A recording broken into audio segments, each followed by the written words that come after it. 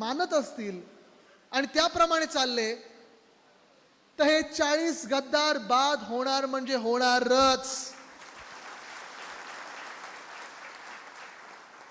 पण दुसऱ्या बाजूला जर त्यांनी निकाल आपल्या विरोधात दिला तर हे देशासाठी संकेत एवढेच आहेत की भाजपा आणि हे अध्यक्ष डॉक्टर बाबासाहेब आंबेडकरांनी दिलेलं संविधान मानत नाहीत. त्यांना भाजपाचं वेगळं संविधान लिहायचं आहे, देशातलं संविधान बदलायचं आहे आणि त्या मार्गाने ती वाटचाल सुरू झालेली आहे. आज मी तुम्हाला विचारायला आलोय की तुम्हाला कुठचं संविधान पाहिजे?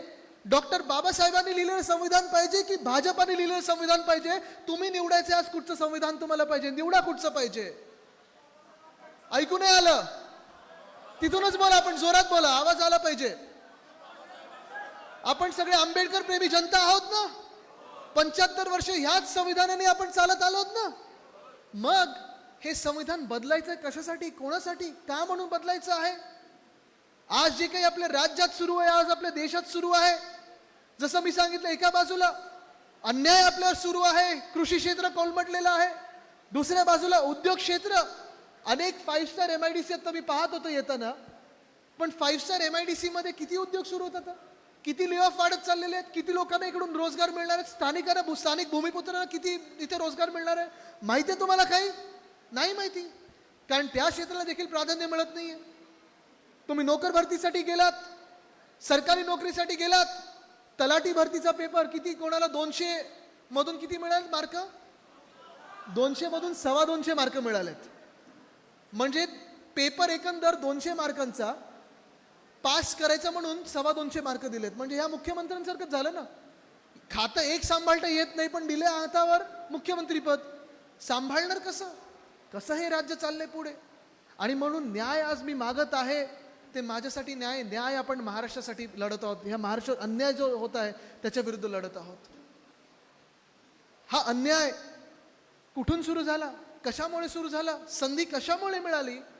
तर हे जे 40 गद्दार आणि गद्दार खासदार जे गेलेले आहेत तिथे त्यांच्यामुळे मिळाली. आज इकडच्या खासदारांना पण मी विचारू इच्छितो, मी काही जास्ती गद्दारांना बोलत नाही, त्यांचा समाचार आपण घेणार आहात. काय कमी केलं होतं आम्ही तुमच्यासाठी जे तुम्ही टुबुक तिथे पलीकडे गेलात? किती खोके तुम्हाला मिळाले जे तुम्ही तिथे गेलात? काय नक्की आम्ही केलं नव्हतं तुमच्यासाठी जे तुम्ही आम्हाला पाठीत वार करून, आमच्या उद्धव साहेबांच्या पाठीवर वार करून निर्लज्जपणे तुम्ही तिथे समोर गेलात? ही जी गद्दारी झाली ती भयानक प्रकारे झालेली आहे. ही काही सरळसूट गद्दारी नाहीये. ही गद्दारी एवढ्यासाठी झाली कारण गद्दार गँगचे नेते जे आहेत, जे मुख्यमंत्री बसलेले आहेत, ते स्वतः जेलमध्ये जाणार होते. त्यांच्यावर ईडीची धाड पडणार होती, ITची पडली होती. त्यांचं गोडाऊन कुठेतरी सापडलं, जाऊ द्या, आज पूर्ण काही बोलत नाही मी. पण हे सगळं झाल्यानंतर जेलमध्ये जाणार ह्या भीतीपोटी ते भाजपमध्ये गेले होते. भीतीपोटी गेले होते. पण सांगितलं काय आपल्याला त्यांनी?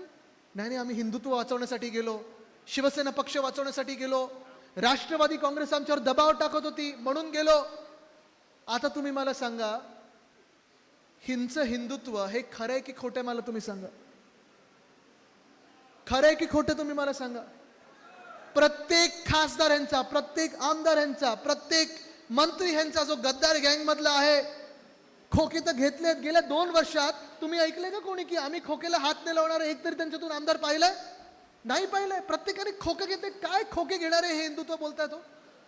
मुंबईमध्ये छत्रपती शिवाजी महाराज पार्कच्या बाजूला गणपती बाप्पाची मिरवणूक चालली होती. मिरवणुकीत एका गद्दार आमदारांनी बंदूक काढली, बंदूक रोखली. त्या मिरवणूक साजरी करणाऱ्यावर बंदूक रोखली, पोलिसांवर बंदूक रोखली. पोलीस स्टेशनला गेल्यानंतर मी ऐकले बंदूक चालवली देखील.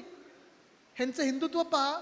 ह्या बंदूक चालवणाऱ्या लोकांवर गुन्हे टाकायचे, ते सोडून जेलमध्ये टाकायचं, ते सोडून त्या गद्दार आमदाराला त्यांनी गणपती बाप्पाच्या मंदिराचं अध्यक्ष बनवलेलं आहे. हे त्यांचं हिंदुत्व आहे. हे कसलं हिंदुत्व आहे? आज आपण पहा, हे जे काही चाललंय आपल्या राज्यामध्ये, प्रत्येक जातीत वाद निर्माण करण्याचा प्रयत्न करतात, प्रत्येक धर्मात वाद निर्माण करण्याचा प्रयत्न करतात. पण हे सगळं होत असताना सगळीकडे आश्वासनं देऊन ठेवलेली त्यांनी की तुम्हाला आम्ही हे देऊ, तुम्हाला ते देऊ. ओल्ड पेन्शन स्कीम वाल्यांना, जुनी पेन्शन योजनेवाल्यांना फसवून ठेवलेलं आहे. अंगणवाडी सेविकांना फसवून ठेवलेलं आहे. आता माझ्याकडे आशा सेवा वर्कर्स आलेल्या, त्यांचं पण मानधन आश्वासन दिलंय पण अजून शासन निर्णय झाला नाहीये. तुमचं हिंदुत्व ते खोटं बोलण्याचं असेल, पण आमचं हिंदुत्व स्पष्ट आहे. रघुकुल रीत सदा चली आए, प्राण जाय पर वचन न जाय, हे आमचं हिंदुत्व आहे. शेतकऱ्यांना जी वचनं दिली आहेत ती पूर्ण केली, जी शहरी लोकांना वचनं दिली ती पूर्ण केली. इथे देखील खासदारांना विचारा, जेव्हा जेव्हा मी त्यांच्यासोबत मंत्री म्हणून फिरलोय ना, जिथे त्यांनी बोट दाखवले की ह्या तलावाला आपल्याला फंड द्यायचा आहे, त्या तलावाला फंड द्यायचा आहे, इथे द्यायचं आहे, तिथे द्यायचं आहे, मी फंड तो दिलेला आहे आणि ते पेपरवर मंजूर आहे. हे कोणी नाकारू शकत नाही. महाराष्ट्राचा विकास, देशाचा विकास, शाश्वत विकास सगळ्यांना एकत्र घेऊन चालायचं, जाती धर्मामध्ये वाद नाही लावायचा, हे आमचं हिंदुत्व आहे. आमचं हिंदुत्व हे राष्ट्रीयत्व आहे आणि हेच हिंदुत्व आम्हाला पुढे घेऊन जायचं आहे. आमचं हिंदुत्व हे स्पष्ट देखील आहे. आमचं हिंदुत्व म्हणजे हृदयात राम आणि हाताला काम, हे आमचं हिंदुत्व आहे. पण हे सगळं करत असताना जी निष्ठा आपल्याला एकत्र आणायची आहे, जी एकजूट आपल्याला पाहिजे, ती ह्या गद्दारांना लढण्यासाठी आहे. जो वार आज महाराष्ट्रावर होत आहे, जो अन्याय आपल्या महाराष्ट्रावर होत आहे, पुन्हा एकदा जर आपल्याला महाराष्ट्र हा खऱ्या अर्थाने महाराष्ट्र करायचा असेल, राज्य म्हणून पुढे न्यायचं असेल, तर आपल्याला एकजूट ही दाखवायला लागेल. नाही तर चाललंय आपलं जे काही चाललंय ते चाललंय. जसं मी सांगितलं, कृषी क्षेत्र असेल, उद्योग क्षेत्र असेल, नोकर भरती असेल, IAS IPSच्या बदल्या पोस्टिंगसाठी पण आता पैसे मागायला लागलेत, बोली लावायला लागलेले आहेत. पण हे सगळं करत असताना महिलांवर जे अत्याचार आहेत ते देखील कुठेच थांबले नाही आहेत. कायदा सुव्यवस्था आपल्याला माहिती आहे, पोलिसाचे हात बांधलेले आहेत. कालच मी कोल्हापूरमध्ये होतो, एका गद्दार माजी आमदाराने घरात घुसून मारहाण केली आहे, ते टीव्हीवर आलेलं आहे, न्यूजवर दाखवलेलं आहे. पण कारवाई काही झाली आहे का? नाही झाली. एक गद्दार मंत्री महिला खासदाराला शिव्या देतात, चला एका मिनिटासाठी सोडा, त्या खासदार आहेत एका मिनिटासाठी सोडा, त्या नेत्या आहेत, पण महिला तर आहेत ना, घाणेरड्या शिव्या टीव्हीवर देतात. काही कारवाई झाली त्यांच्यावर? नाही झाली. हे असं थोतांड आपल्याला परवडणार नाही, असं राज्य आपल्याला परवडणार नाही. जे मुख्यमंत्री आहेत, जे अकार्यक्षम मुख्यमंत्री आहेत, ज्यांना काही मुळात करायचंच नाही, स्वतःची खुर्ची जपून ठेवायची आहे, सरकार आपल्या दारी, सरकार आपल्या दारी, कुठची दारी काय, कोणाचं घरदार राहतच नाही आता. हे असं राज्य पुढे जर चाललं तर काही आपलं खरं नाही, आपल्या राज्याचं खरं नाही. आणि म्हणून जो हा महान्याय, महानिष्ठा, महाराष्ट्र हा जो संवाद मी साधत आहे, तो एकाच गोष्टीसाठी साधत आहे मी, की मला माझ्या राज्याला उत्तर द्यायचं आहे की तुम्ही माझ्या सोबत राहणार की नाही. आज मी तुम्हाला विचारायला आलोय. आज मी पण कुठेतरी परदेशी जाऊन काहीतरी वेगळं करू शकलो असतो, पण मी ते करणार नाही. मला माहिती आहे की भाजप असेल, हे गद्दार असतील, माझ्यावर पुढून मागून वार करायला निघालेले आहेत. पाठीवर असेल, छातीवर असेल, सगळे वार घ्यायला तयार आहे. पण आज मला तुम्हाला एकच प्रश्न विचारायचा आहे, तुम्ही माझ्यासोबत ह्या महाराष्ट्रासाठी लढणार की नाही? दिल्लीत कोणाचं सरकार बसणं आपल्याला चिंता नाही, आपलं सरकार बसवणारच आपण. पण महाराष्ट्रातून प्रत्येक खासदार, प्रत्येक आमदार जो निवडून द्याल तुम्ही, तो महाराष्ट्र हिताचा तुम्ही निवडून देणार की नाही?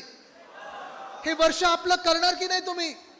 हा जो अन्याय आपल्या महाराष्ट्रावर होतोय त्याच्या विरुद्ध लढायला तयार आहात की नाही तुम्ही? शांत बसून, थंड बसून चालणारी आता पेटून उठायला लागणार आहे. तुमचं पेटणं आणि तुमची ताकद, तुमचं शस्त्र म्हणजे तुमचं एक मत आहे. ते मत तुम्ही देणार की नाही महाराष्ट्र हितासाठी? तुम्हाला जर ताकद बघायची असेल ना, कारण खूप वेळा आपल्याला असं वाटतं, अरे तो खोकेवाला आहे, तो पैसे फेकणार आहे, ह्याच्या विरुद्ध जिंकणार कसं? EVM आहे, जिंकणार कसं? समोरून पूर्ण सैन्य आपल्यावर, मोगल सैन्य आपल्यावर येतंय, जिंकणार कसं? ताकद जर बघायची असेल ना, तर दोन्ही हात वरती करा, दोन्ही हात वरती करा आणि आजूबाजूला जरा बघा. ही जी ताकद आहे ही जर एकवटली ना, तर महाराष्ट्राला कोणी अडवं जाऊ शकत नाही. आज आपला निर्धार करायचा आहे, आज आपला निश्चय करायचा आहे की जे काय वय असेल आपलं, ज्याला कोणाला मतदान आधी केलं असेल, सगळे वाद विसरून, सगळे तट विसरून, गट विसरून, धर्म जात पंथ विसरून आपल्याला एकच धर्म महाराष्ट्र हा घेऊन पुढे जायचं. धन्यवाद. जय हिंद, जय महाराष्ट्र, वंदे मातरम. सर्वांना विनंती आहे, अजून कार्यक्रम भरपूर आहे, खाली बसा. या ठिकाणी माननीय आदित्य साहेब ठाकरे यांचा या ठिकाणी भव्य असा सत्कार जिल्हा प्रमुख संजय चौगले व वैभव उगळे, स्वप्नील मगदूम यांच्या शुभ हस्ते या ठिकाणी संपन्न होत आहे. त्यानंतर पक्षप्रवेश कारसेवकांचा सत्कार या ठिकाणी घेणार आहोत. सर्वांनी या ठिकाणी खाली बसायचं आहे. जयसिंगपूरचे नगरसेवक पराग पाटील, जयसिंगपूरचे नगरसेवक पराग पाटील, आपण सुद्धा या ठिकाणी व्यासपीठावरती यायचं आहे.